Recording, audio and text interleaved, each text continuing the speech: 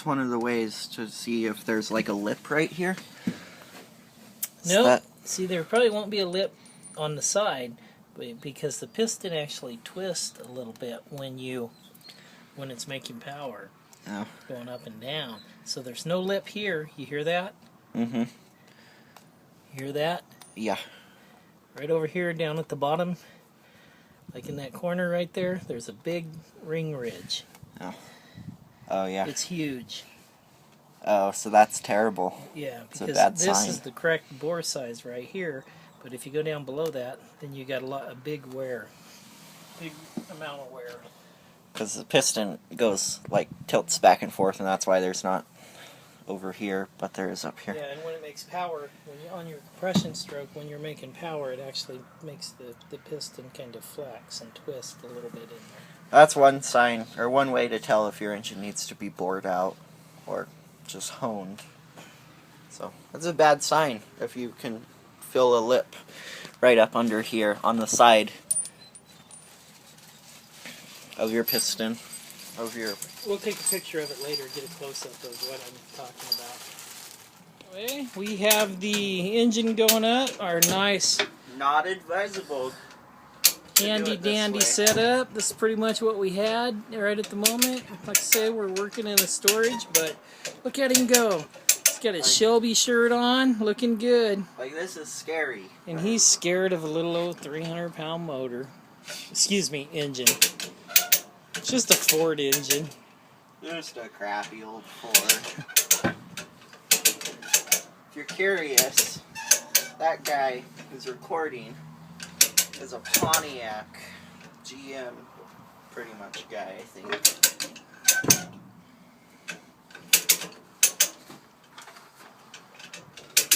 No, not really. I really like a lot of old cars. Not just Pontiacs. This, yeah. Don't let your motor get too carried away. Engine. Is it called an engine? It's an engine. Anyway, we're going up with it. It's looking pretty good. Look at that baby dance. Ah, nice. See, we still got the ground cable hooked to it, and that's pretty sweet. That is an original 65 Ford Mustang ground strap. But the car's a 66, so. Anyways, get the engine stand. Raise it up so it'll fit. Keep going. It's not. That's too low. Slid to the middle.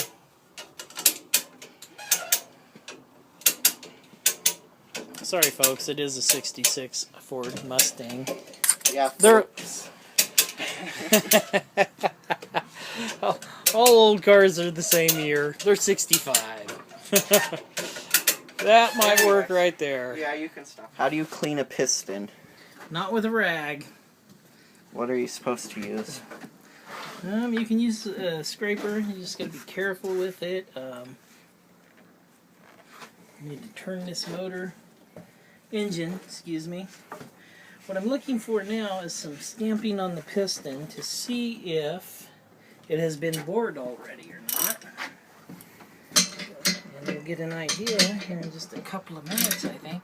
Need to loosen this holding bolt up. Turn the engine sideways. We can go that way or this way. Actually, I want to go this way because that seems to be a pretty clean piston there. Somebody's already cleaned it up a little bit. Wow.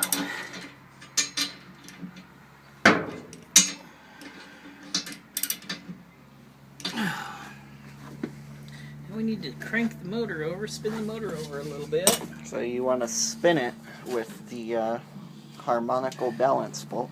Up front, but I know that's what it's not. That's the wrong name for the harmonical balance bolt, but it's a good name. It's a funny name. So. Actually, I was talking to you. I really don't know. So, we know that the bore on a 289 Ford is supposed to be, what is it? What was it? I forgot. 4.005. Okay, it's 4.005. So we know we need 4 inches and 5 thousandths is the spec on it. According to my caliper, we have almost exactly a 4-inch bore, but we do have some carbon buildup, and that's probably taken.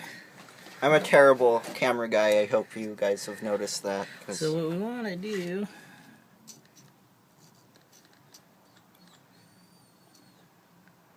so I just Googled the bore size for 289, I think. I don't remember. well, let's hope so. And according to this is a standard bore, because we don't have any wear up here on the tops where the rings don't rub. The rings are actually what make the groove in the cylinder. And this cylinder here has a lot of wear on it. You can feel it here and right there, on the sides, right here. This side's not bad. So, what we're going to want to do is we're going to get our bore gauge. Okay, so here's my bore gauge. I got it from Eastwood, I think. And it's funny, it doesn't have a brand on it. And it's 2 to 6 inches. Nice. And he knows how to use it, but he lost the instructions also. I did not. You lost the instructions. We're unclear about who lost the instructions at this point. We're pretty clear about this. Okay, stop recording for a minute. Here are the specs for a 66-289.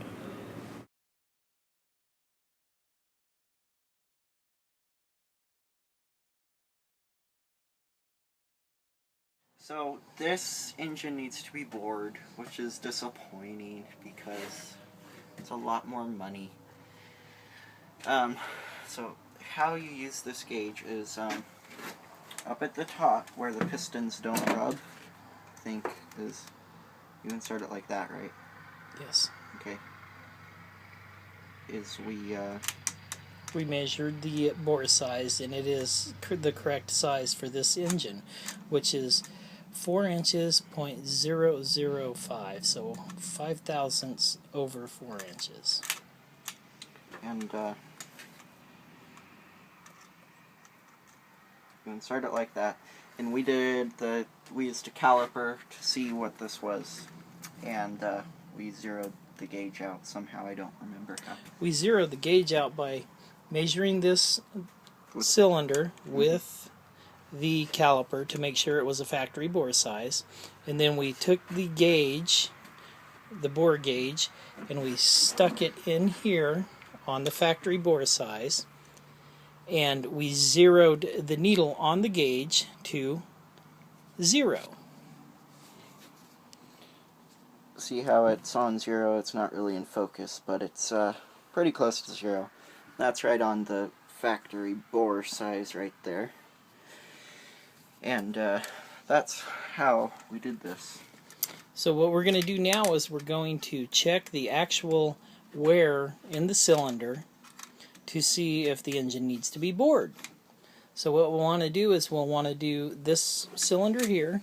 Okay. And we're going to install the gauge, and we're going to check it. You're completely upside down.